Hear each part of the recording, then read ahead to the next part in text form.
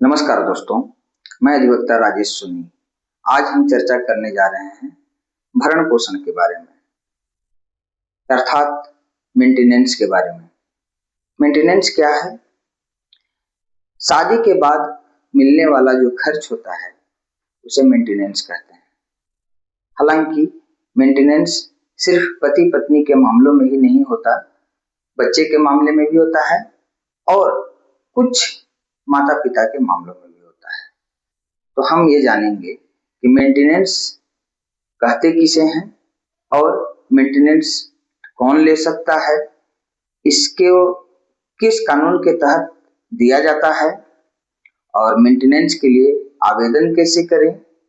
इसके अलावे कोर्ट इसमें क्या देखता है और इसके देखने के बाद मेंटेनेंस की राशि कितनी मिलती है। हम इन सभी बातों पर चर्चा करेंगे। सबसे पहले देखते हैं कि मेंटेनेंस कहते किसको हैं। मेंटेनेंस शादी के बाद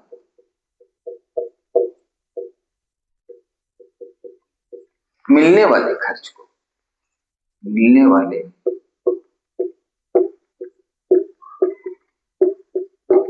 खर्च अर्थात भरण पोषण का खर्च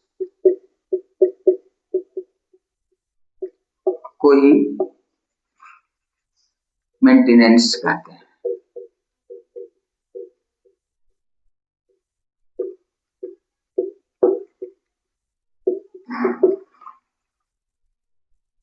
मेंटेनेंस कौन ले सकता है?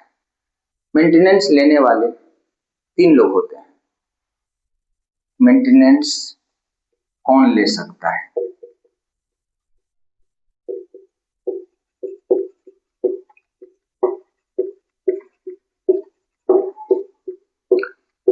हम यहां देखेंगे कि मेंटेनेंस लेने वाले में मुख्य रूप से पत्नी होती है, दूसरे में बच्चे भी मेंटेनेंस के हकदार होते हैं और तीसरा है माता पिता। हालांकि माता पिता सभी जगह में एलिजिबल नहीं है, कुछ मामलों में।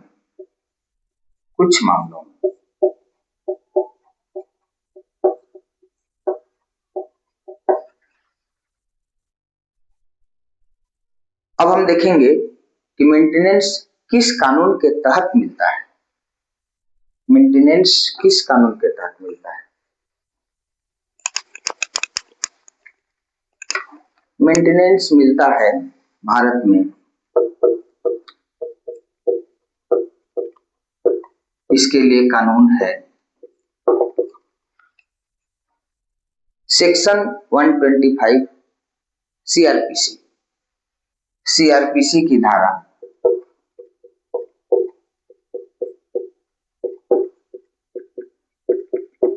125। इसके अलावा Hindu marriage act 1955, Hindu marriage act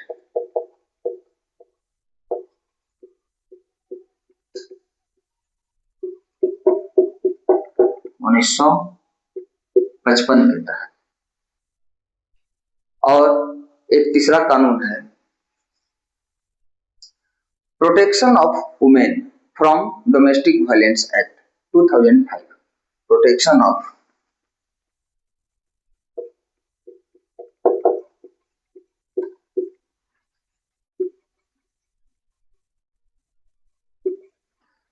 of women from domestic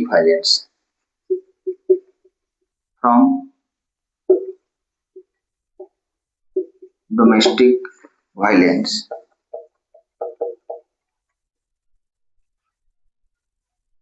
act 2005 अर्थात दंड प्रक्रिया संहिता की धारा 125 के तहत, या तो फिर हिंदू विवाह अधिनियम 1955 के तहत, या तो protection of women from domestic violence act, मतलब घरेलू हिंसा से महिला की रक्षा हेतु जो कानून बना हुआ है उसके तहत ये मेंटेनेंस का खर्च दिया जाता है। अब हम जानेंगे कि मेंटेनेंस के लिए आवेदन कैसे करते हैं। मेंटेनेंस के लिए आवेदन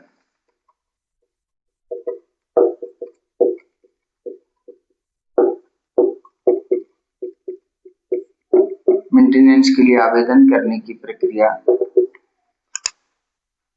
सबसे पहले नंबर 1, अपने इलाके के फैमिली कोर्ट या मैरिज कोर्ट में केस फाइल करें।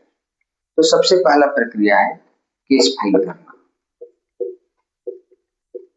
केस फाइल कहाँ करें?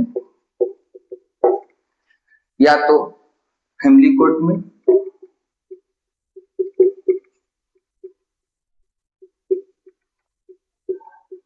या मजिस्ट्रेट कोर्ट में।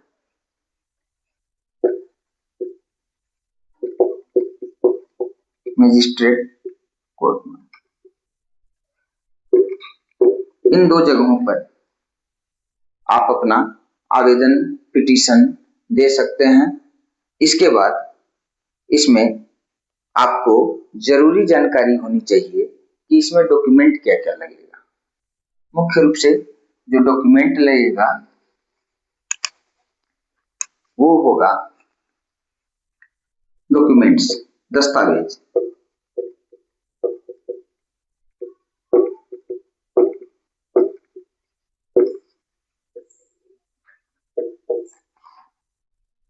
पहला डॉक्यूमेंट शादी का प्रमाण, मैरिज प्रूफ। शादी का प्रमाण,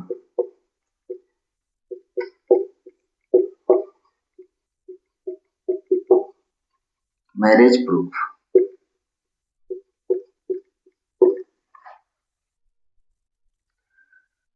दूसरी चीज पति की आय। पति की आय,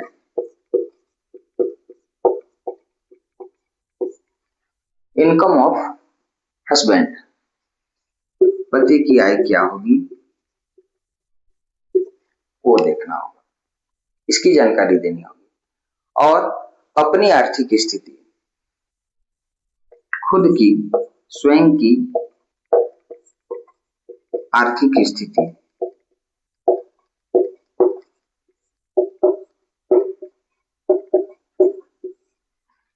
यह हो गया। और अगर पति ने छोड़ दिया है या खर्च नहीं दे रहा है तो उसका भी विवरण। चौथी बात हो जाएगी पति छोड़ दिया हो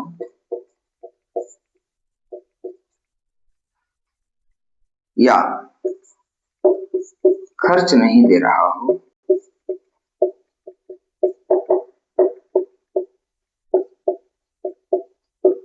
उसका विवरण।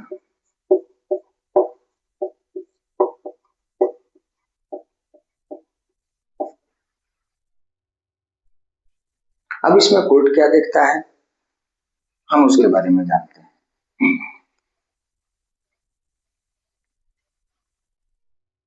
कोर्ट क्या देखता है?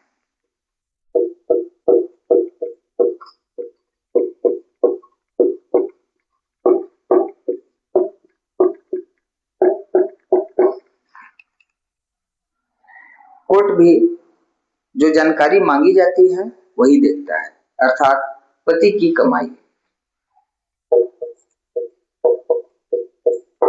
पति की कमाई,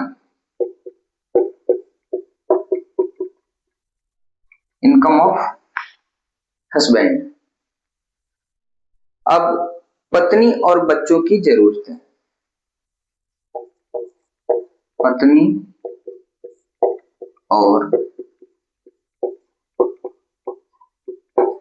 बच्चों की जरूरतें।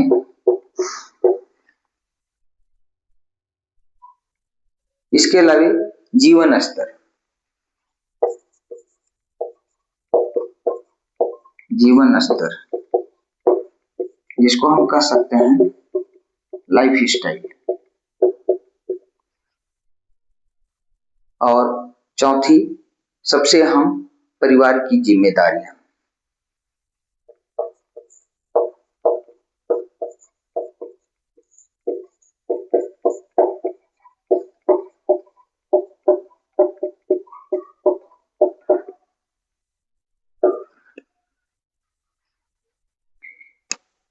इन सब बातों का ध्यान रखते हुए कोर्ट कोई भी फैसला देती है कि मेंटेनेंस कितना मिलना है या कितना उसको देना है या नहीं देना है।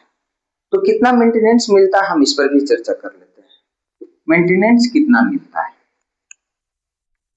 अर्थात भरण पोषण का खर्च कितना मिलता है। मेंटेनेंस कितना मिलता है।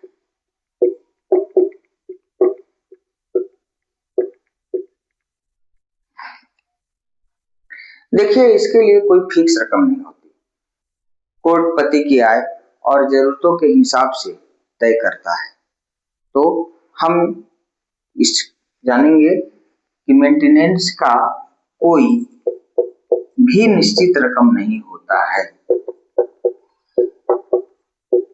निश्चित रकम कानून द्वारा नहीं तय नहीं होता है। हाँ, कोर्ट को जो संतुष्टि पूर्वक खर्च का रकम समझ आता है, उसके अनुसार ही उसमें डिक्री दिया जाता है। धन्यवाद।